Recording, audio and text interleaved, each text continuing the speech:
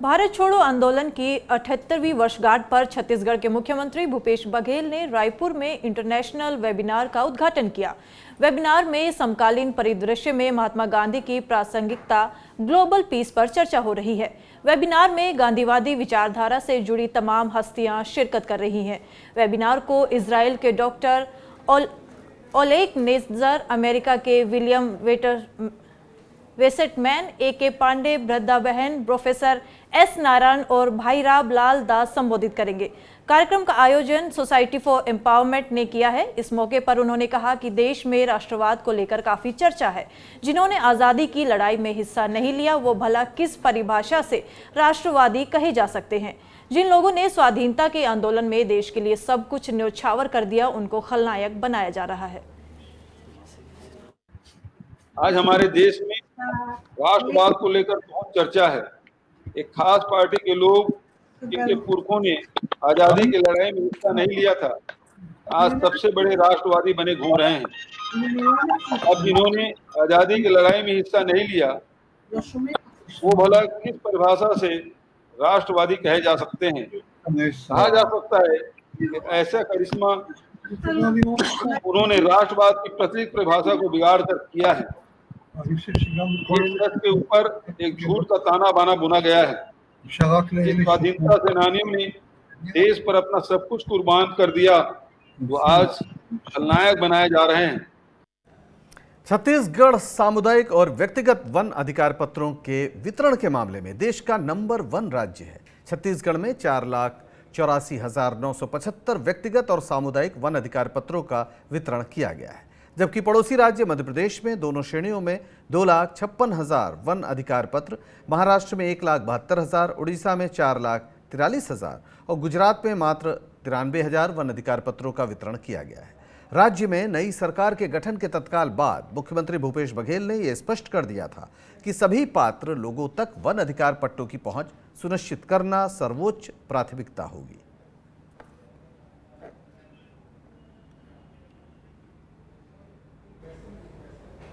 छत्तीसगढ़ में विधानसभा के मानसून सत्र से पहले बीजेपी विधायक दल ने बैठक कर रणनीति तैयार की है।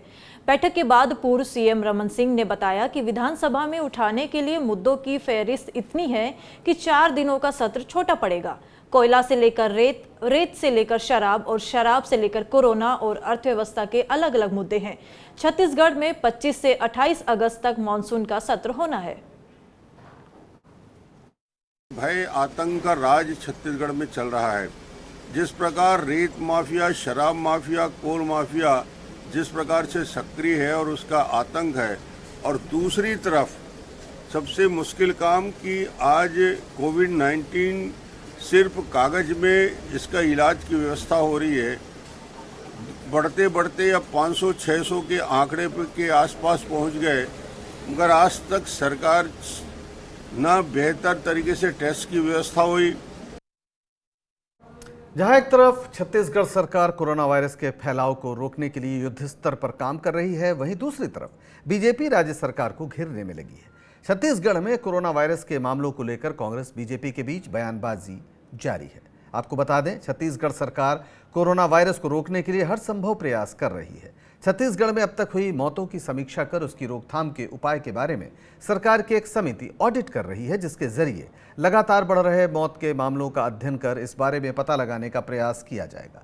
लेकिन इसी बीच राजनीतिक बयानबाजी भी शुरू हो गई।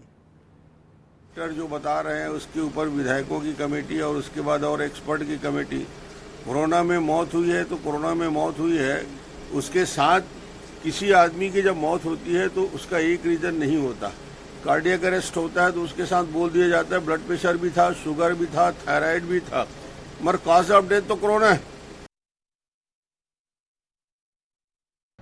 जिस भारतीय जनता पार्टी के कारण देश में कोरोना आया, जिस भारतीय जनता पार्टी की केंद्र सरकार ने छत्तीसगढ़ के 7 लाख से अधिक प्रवासी मजदूरों को, भाजपा को कोई नैतिक अधिकार नहीं है। इस देश में कोरोना की जो समस्या पैदा हुई है और बढ़ी है, उसके लिए नमस्ते ट्रंप, मध्य प्रदेश की निर्वाचित सरकार को गिराने जैसे पाप कर्म करने वाली भारतीय जनता पार्टी कांग्रेस पर उंगली उठाने के पहले अपने गरेबान में झांक कर देखे।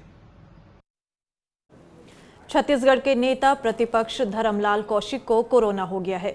उन्हें रायपुर एम्स में इलाज के लिए भर्ती कराया गया है।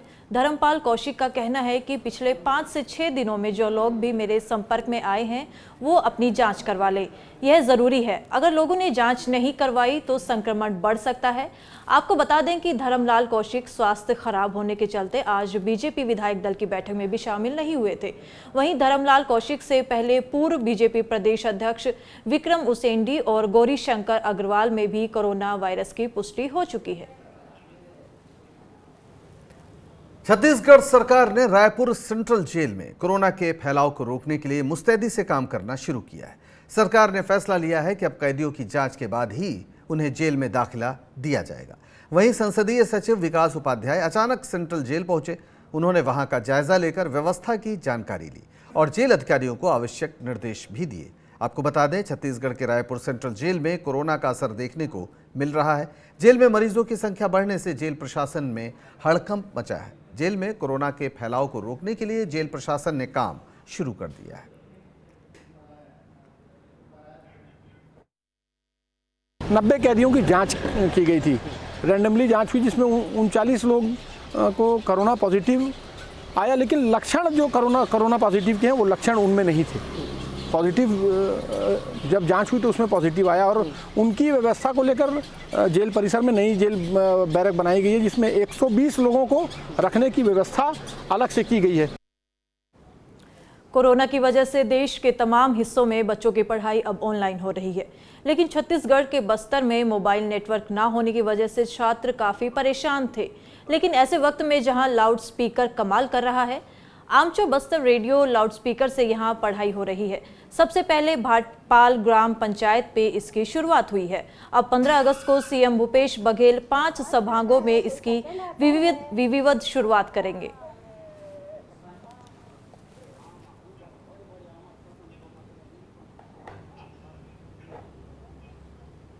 तो छत्तीसगढ़ की खबरों में फिलहाल इतना ही।